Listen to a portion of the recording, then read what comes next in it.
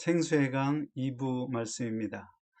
앞편 영상에서 예수님의 말씀 요한복음 7장 38절에 나를 믿는 자는 성경의 이름과 같이 그 배에서 생수의 강이 흘러나오리라.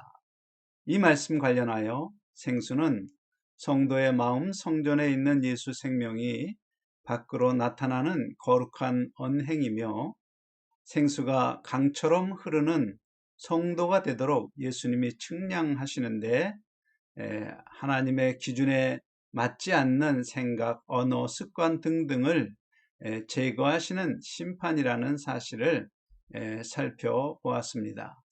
앞의 영상 말미에서 출애굽의 지도자 모세를 측량하신 것처럼 모든 성도 또한 예수 복음을 전하는 삶의 현장에서 만나는 사람들을 출애굽시키는 지도자들로 세우시려는 지도자들로 세우시려고 하나님께서 측량하신다 말씀드렸습니다. 측량이 왜 필요한지 생각해 보겠습니다. 예를 들어 입만 열면 욕을 하는 욕쟁이 할머니가 예수를 영접하여 세례를 받자 그 사람이 확 변하여 거룩한 하나님의 성품이 나타나면 얼마나 좋겠습니까? 사실 대부분의 사람들은 믿기 전이나 믿은 후 똑같이 욕을 입에 달고 삽니다. 그런데 이 욕쟁이 할머니가 성경을 읽거나 설교를 듣거나 기도 중에 자기의 말이 더럽고 거친 것을 깨닫고 변화가 되었다면 바로 주님이 측량하신 것입니다. 성경에도 기도 중에 측량받은 사람이 나옵니다. 이사야서 6장 7절에 보면 그것을 내 입술에 대며 가로되 보라 이것이 내 입에 닿았으니 내 악이 제하여졌고 내 죄가 사하여졌느니라 하더라. 천사가 제단의 숯불을 이사야의 입술에 대는 광경입니다. 아마도 이사야의 입술이 거칠었던 것 같습니다. 거친 말을 내뿜었던 입술이 거룩한 말씀을 전할 입술로 측량되는 광경입니다. 주님이 측량하시는 대상이 무엇인가? 바로 하나님의 기준에 맞지 않는 것들입니다. 말과 행동에서 주님의 기준에 맞지 않는 것들, 곧 주님 보시기에 속되고 세상적인 것들을 측량을 통하여 제거하시는 대상입니다. 가령 예수를 믿고 측량받지 못한 욕쟁이 할머니가 복음을 전한다고 생각해 봅시다. 입을 열 때마다 더러운 말을 하면서 예수 믿으세요. 복음을 전하면 어떻게 될까요? 죽었던 생명이 살아날까요? 오히려 살았던 생명도 죽게 됩니다. 그러므로 측량되지 않은 사람은 생명의 물이 흘러나오지 못합니다. 여기서 생각해 볼 것이 있습니다. 만일 내가 전도한 사람이 없다면 그 이유는 측량받지 않았기 때문입니다. 측량받지 않은 사람은 그 사람의 전도는 마치 술주정꾼이 전도지를 들고 당신을 사랑합니다 라고 말하는 것과 같습니다. 오직 측량받은 사람만이 그리스도의 향기가 나며 생명의 물이 흘러나옵니다. 그런 사람을 통해 영적으로 목마른 사람들이 예수님을 만나고 다시 목마르지 않는 생수를 마시게 됩니다. 한편 에스겔 47장 1절로 12절에 측량의 내용과 네 번의 측량을 통하여 발목까지 찼던 생수가 건너지 못할 강이 되는 장면이 나오는데 그것의 의미를 구체적으로 살펴보겠습니다. 처음에 생수가 나오는 곳은 성전의 문지방입니다. 구약에서 성전이란 하나님이 임재하신 것입니다. 그것은 신약에서 성자 예수 그리스도께서 내 영과 연합하여 거듭난 영으로 계시고 구에서 성령 하나님이 계시는 믿는 자의 마음 성전입니다. 그러므로 이 말씀을 거꾸로 생각해 보면 생명의 생수가 나오는 사람만이 하나님 보시기에 예수 그리스도를 믿는 진정한 성도입니다. 곧 믿기 전과 달리 그의 말과 행동에서 하나님의 거룩한 성품이 나타나기 시작해야 합니다. 한편 마태복음 12장 34절에 마음에 가득한 것을 입으로 말함이라, 이 말씀을 기준으로 볼 때 사람의 밖으로 나타나는 말과 행동이 거룩하여지려면 먼저 마음부터 거룩하게 되어야 함을 뜻합니다. 따라서 주님이 측량하시는 것은 밖에 나타난 말과 행동이 아니라 사실은 마음입니다. 마치 성전을 청소하시는 예수님과 같이 성도의 마음 성전을 청소하시는 것, 그것이 바로 측량입니다. 처음 일천척에 측량하는 대상은 마음의 중심입니다. 곧 너의 사랑이 어디 있느냐 묻습니다. 하나님과 세상 사이에 내가 사랑하는 것이 무엇인지 그것을 알게 하셔서 세상에 속한 생각들을 제거하도록 하십니다. 예를 들어 설명하면 우리나라는 명절을 추석이나 설에 많은 음식을 합니다. 친척들에게 음식을 싸 보내기도 하지요. 그런데 먹던 상에서 물린 음식도 있고 새 음식도 있습니다. 내가 어떤 음식을 싸서 주는지 아무도 알지 못하고 나만 아는 상황입니다. 그때 마음에서 네가 대접하고 싶은 대로 대접하라는 주의 말씀이 생각났습니다. 그래서 새 음식을 싸서 보내려고 하는데 새 음식은 나중에 식구끼리 먹고 상에서 물린 음식을 싸주라, 그런 생각이 떠오릅니다. 그 순간 내 생각대로 할 것인지 아니면 주 예수님의 말씀을 따를 것인지 선택하게 됩니다. 이때 측량받은 사람은 주의 음성을 따라서 순종하며 선택합니다. 그렇게 자기 생각을 따르지 않고 주의 말씀을 따르는 사람이라면 예수 그리스도의 생명이 흘러나옵니다. 하지만 교회에 다니는 많은 사람이 여전히 자기 생각을 따릅니다. 그것은 주님보다 자기를 더 사랑하는 것입니다. 마음의 청소는 한순간에 끝나는 것이 아닙니다. 하루라도 집안 청소를 하지 않으면 어느 사이엔가 지저분해집니다. 성도의 마음이 욕심으로 더러워질 때마다 주님은 네가 나를 사랑하느냐 묻습니다. 그것이 마음을 측량하는 것입니다. 고기를 잡으러 간 베드로에게 묻듯이 주님은 성도에게 묻습니다. 또한 하나님은 성도의 감정을 측량하십니다. 사람의 감정은 조속으로 변합니다. 만일 감정을 측량받은 사람이라면 악하고 더러운 것을 좋아하지 않습니다. 세상을 좋아하지 않습니다. 다만 하나님이 기뻐하시는 것을 좋아합니다.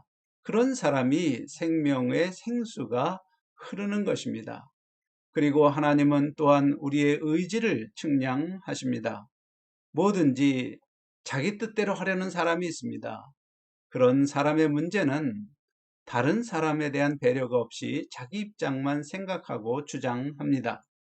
그런 독단이 얼마나 사람들을 괴롭히며 얼마나 교회에 상처를 내고 있는지 알지 못합니다.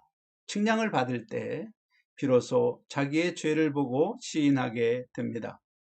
이렇게 의지를 측량받은 사람은 자기 주장을 관철하려 하지 않고 상대편 사람들의 의견을 존중하고 또 그들을 배려하고 그러므로 화평을 누리게 됩니다. 하나님은 성도의 몸도 측량하십니다. 발과 손과 입과 귀와 눈을 측량하십니다. 성도의 몸의 각각의 지체는 다 좋은 기능이 있습니다. 측량받지 않은 성도는 그 모든 지체를 자기 자신만을 위해 사용합니다. 그러나 측량받은 사람이라면 자기 자신의 기쁨되는 일보다 하나님이 기뻐하시는 일을 우선적으로 하게 됩니다.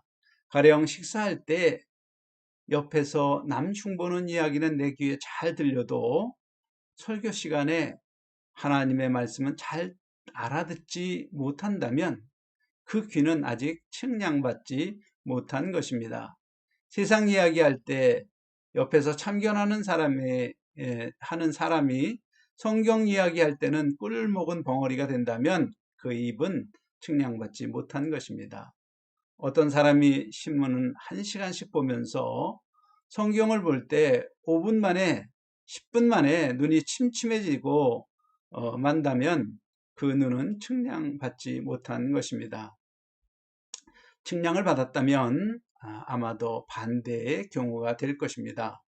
하나님은 성도의 마음과 감정과 의지 그리고 몸을 측량하실 뿐만 아니라 성도의 삶의 모든 것을 측량하십니다. 그 생활과 가정과 학문과 돈에 대한 삶의 태도 모든 것들을 측량하십니다.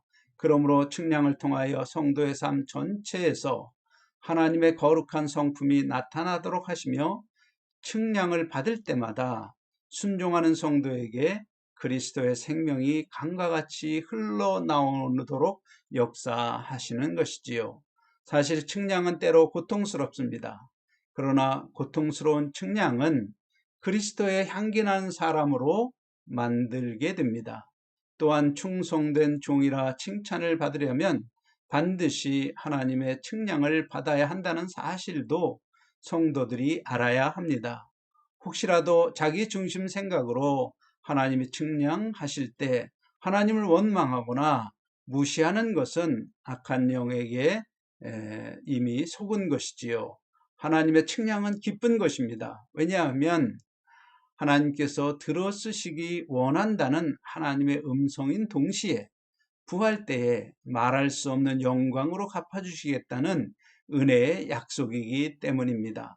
그러므로 만일 성도가 고난 가운데 나를 측량하시는 하나님의 음성, 내가 지금 너의 불필요한 것을 잘라내고 너로 내 뜻을 이루는 일꾼으로 사용하며 칭찬과 존귀와 영광을 위해 너를 위해 예비해 두었다.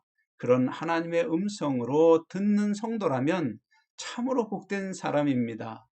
하나님은 우리의 마음에로부터 시작해서 몸 밖에 이르기까지 한 단계씩 측량하십니다. 그런데 하나님의 측량은 에스겔 47장에 보면 최소한 4단계가 있고 각각 단계마다 생수의 수량이 늘어나게 됩니다.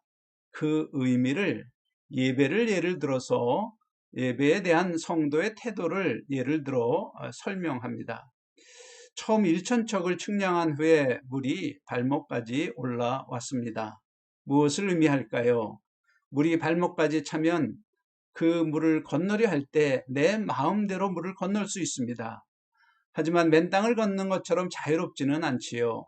따라서 이것은 마음대로 세상을 살아가는 상태에서 측량을 받아 마음의 불편함을 느끼는 상태입니다. 가령 마음에 내키면 주일에 예배를 드리지만 언제든지 마음 내키지 않으면 빠지던 사람이 측량을 받아 주일 예배를 드리지 않으면 마음의 불편함을 느끼는 것과 같습니다. 내가 좋아하는 세상 일이 있으면 관심이 없던 하나님이 이제는 관심의 대상이 되고 사랑의 대상이 되는 것이지요. 두 번째 1천척을 측량하시니 물이 무릎까지 차 올랐습니다.